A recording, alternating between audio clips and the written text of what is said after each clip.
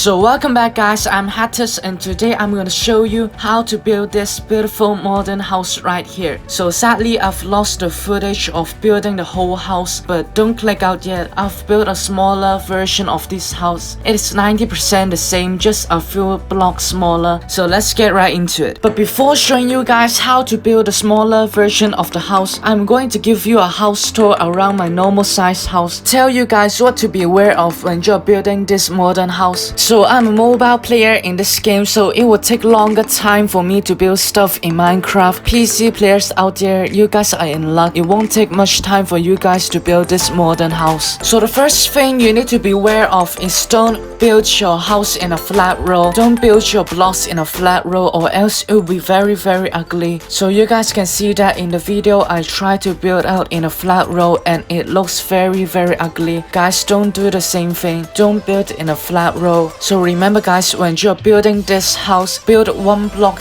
inwards or one block outwards. It will look so much better. So it's same for the white concrete and it is same for the dark oak wood block. So you can see that literally none of the blocks in this house is built in a flat row. It just doesn't look good. It just doesn't look good. So moving on, I've put a 3x2 piston door in this house, so I will teach you guys later in the video, so don't worry. I've used some pillars to cover up the redstone when I'm making this house, and the pillars look quite nice. So the glass beside really complements the pillar. I'm using the dark oak wood block as the floor. It is the perfect block for this build. It is just so beautiful. And you can see that all around this build I've added some little details like the vegetations to decorate the house. So I will teach you guys how to build it later in the video. Moving on to the glass panels. So in the modern day houses, there are many long windows. That's why I've added a lot of long glass panels in the builds. The long glass panels really complements the build and it just look really nice. So both the white glass panels and the light gray glass panels, both of them can be used in the builds. Next to the swimming pool, so on the left side I've used some light blue terracotta and on the middle I've used some dark blue terracotta to decorate the floor of the swimming pool, and it looks pretty nice. So on the side of the swimming pool I've used some gray glass panels as a blockage, so it's a really nice touch to the swimming pool. So you guys can see that there's even more details to this build. There's vegetations and I will teach you guys how to build this later on the video.